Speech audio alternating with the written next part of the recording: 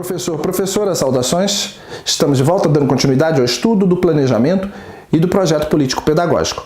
Nesse bloco vamos falar dos eixos norteadores do projeto político-pedagógico de uma escola. São necessariamente três eixos norteadores. Nós temos o eixo da flexibilidade, nós temos o eixo da avaliação e nós temos o eixo da liberdade. Cuidado, hein? Liberdade é eixo ao mesmo ponto que também é princípio norteador do PPP. No bloco anterior, estudamos os 5 princípios norteadores do PPP. Entre eles, estudamos a liberdade.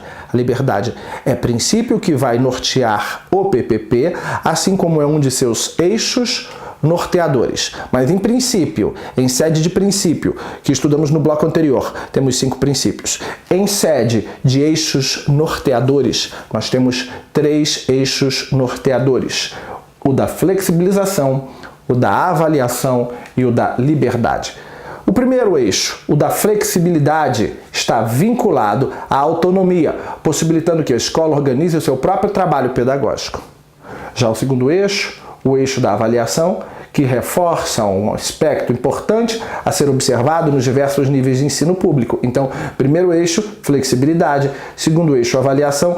Ele vai simplesmente reforçar um aspecto que é muito importante dentro do PPP. O PPP tem que ser avaliado constantemente para saber se estamos conseguindo, de fato, executar o que nos propomos. Então, ele tem que ser flexível, o PPP, para poder ser alterado. Ele tem que ser passível de avaliação, para podermos saber se estamos conseguindo alcançar os objetivos ou não. E ele tem que conceder um certo grau de liberdade para aqueles que se envolveram no seu projeto. O eixo da liberdade se expressa no âmbito do pluralismo de ideias e de concepções pedagógicas e da proposta de gestão democrática do ensino público, que será definida em cada sistema de ensino. Esse eixo da liberdade permite integrarmos num projeto político pedagógico um pluralismo de ideias e um pluralismo de concepções pedagógicas. É ele que permite a execuibilidade do princípio do pluralismo de ideias e concepções pedagógicas dentro da instituição de ensino. De acordo com Rossi, em sua obra do ano de 2004, vale a pena mencionar aqui, o desafio da escola é construir um projeto emancipatório, um projeto político-pedagógico de natureza emancipatória, transformador, que valorize a sua cultura e identidade e que supere uma visão meramente burocrática, regulamentadora e disciplinadora do PPP. O papel do PPP é nortear as ações coletivas para que a teoria e a prática andem juntas. Esse é o papel do PPP, segundo Rossi. E que a orientação educacional faz parte desse grupo que propõe as ações coletivas. Sim, a orientação educacional faz parte do grupo da elaboração e execução do projeto político-pedagógico e tem a função de acompanhar e avaliar passo a passo a sua execuibilidade. Já de acordo com Libânio, há 4 razões que justificam a existência de um PPP dentro de uma instituição de ensino. Não obstante termos a exigência legal, porque o PPP é uma exigência legal, tá? Artigo 14 da LDB, Libânio apresenta 4 razões, fora a legal, para que exista um projeto político-pedagógico na escola, e estas razões já foram e continuam sendo indagadas em prova de concurso público. A primeira delas, na escola, a direção, os especialistas, os professores, os funcionários e os alunos estão envolvidos em uma atividade conjunta para a formação humana desses últimos, dos alunos. Então, o PPP é importante para essa formação conjunta e humana. Segunda razão, o projeto resulta de práticas participativas, o trabalho coletivo, a gestão participativa e a exigência ligada à própria natureza da ação pedagógica. Uma exigência de natureza pedagógica e não necessariamente legal, porque aqui ele não menciona a exigência legal. Continuando, segundo ainda o próprio Libânio, o projeto tem outras 2 razões de existir. A formulação do projeto é também prática educativa, manifestação do caráter formativo do ambiente de trabalho, então ela é da natureza da atividade escolar, por isso ela é necessária, e o projeto expressa o grau de autonomia da equipe escolar. Se a escola não tem um projeto político-pedagógico ou não tem um bom projeto político-pedagógico, ela está demonstrando que ela não tem autonomia por consequência, ela não tem identidade. Importante, segundo o próprio Celso Vasconcelos, todo projeto político-pedagógico é inconcluso, não está concluído, nunca está pronto, porque as escolas são instituições marcadas pela inter-relação entre pessoas, por sua intencionalidade, pela sua interligação, como o que acontece em seu exterior, o que leva a concluir que elas não são iguais. As organizações são, pois, construídas e reconstruídas socialmente. Todo projeto político-pedagógico é inconcluso porque ele tem que mudar conforme a sociedade muda. E a sociedade muda diariamente, por consequência, o projeto fica defasado diariamente. Por isso, ele tem que ser objeto de avaliações constantes e de revisões periódicas para se manter o mais atualizado possível. Mas, por natureza, se ele está pronto hoje, terminamos hoje o projeto. Amanhã, ele já estará defasado, ele já estará inconcluso, por causa da dinâmica da sociedade. A sociedade é dinâmica, por consequência, o projeto deve sê-lo também. Uma outra perguntinha muito legal para a prova está ligada às finalidades do PPP. Você encontra essa pergunta em questões de prova. Quais são as 4 finalidades do PPP? O PPP tem finalidade humanística, o PPP tem finalidade de formação, o PPP tem finalidade cultural e o PPP tem finalidade política. São estas as 4 finalidades do projeto político pedagógico.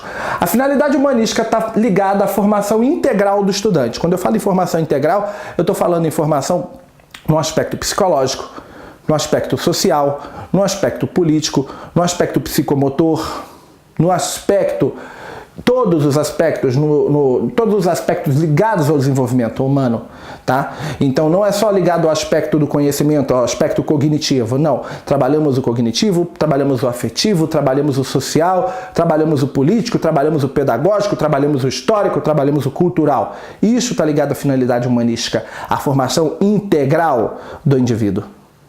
Ainda, em matéria de finalidades do PPP, temos a finalidade de formação. Formação profissional, que está ligada à compreensão do papel do trabalho na vida do homem.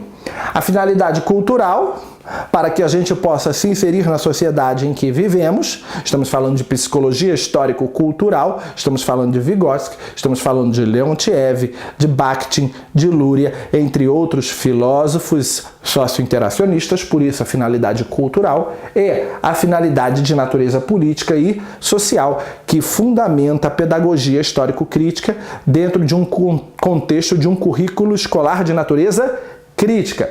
Então a finalidade política e social que está ligada à participação política na sociedade na qual fazemos parte.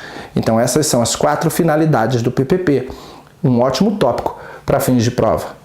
Um outro tópico muito interessante para uma prova de concurso público está ligado às dimensões.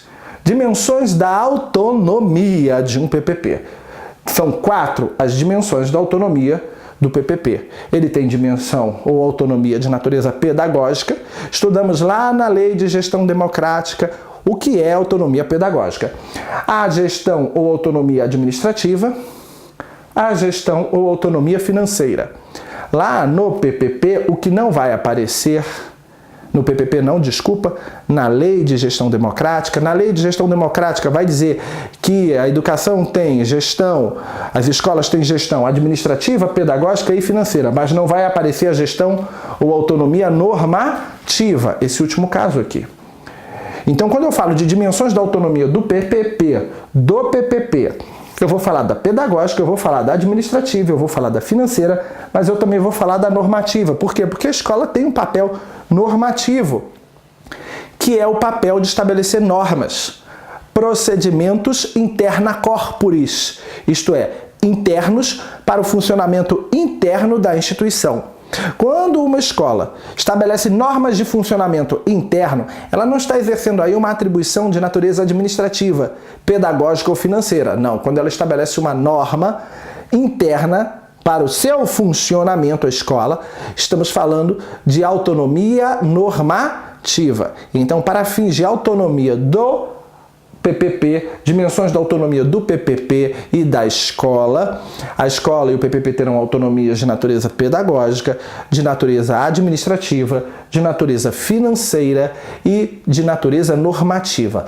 Na Lei de Gestão Democrática só vão aparecer essas três, mas para fins de estudo de PPP existe também a autonomia normativa. A gente precisa aprofundar nesse tópico? Não. Eu deixei aqui os comentários do que é autonomia administrativa, mas esse tema nós estudamos dentro da Lei de Gestão Democrática. Deixei aqui o tema ou a descrição do que é autonomia pedagógica, você vai ler. Deixei aqui o que é autonomia jurídica ou normativa. Sim, você pode chamar a autonomia normativa também de autonomia jurídica. Então, é a possibilidade da escola de elaborar suas próprias normas e orientações escolares. A pedagógica e a administrativa, vamos aqui ler rapidinho só para você ter uma noção. Refere-se na administrativa à organização da escola para elaborar e gerir seus planos e programas e projetos. Possibilita a escola garantir a indicação dos dirigentes por meio do processo eleitoral, como acontece aqui no Distrito Federal, pela Lei 4751, e constituir seus conselhos escolares com suas respectivas funções. A autonomia pedagógica está ligada à atividade fim da escola, nós sabemos muito bem o que é autonomia pedagógica, e a autonomia financeira, que está ligada a gerir os recursos próprios da instituição de ensino. Então, em matéria de autonomia, para fins de pergunta de PPP, existe autonomia pedagógica, administrativa, financeira e normativa ou jurídica. Lembrando que essa normativa ou jurídica não aparece na Lei de Gestão Democrática das instituições de ensino do governo do Distrito Federal. Então, sendo assim, a gente encerrou o nosso quarto bloco de aula. Nosso próximo bloco há de ser o nosso último bloco de aula. Um grande abraço, fique com Deus e até breve.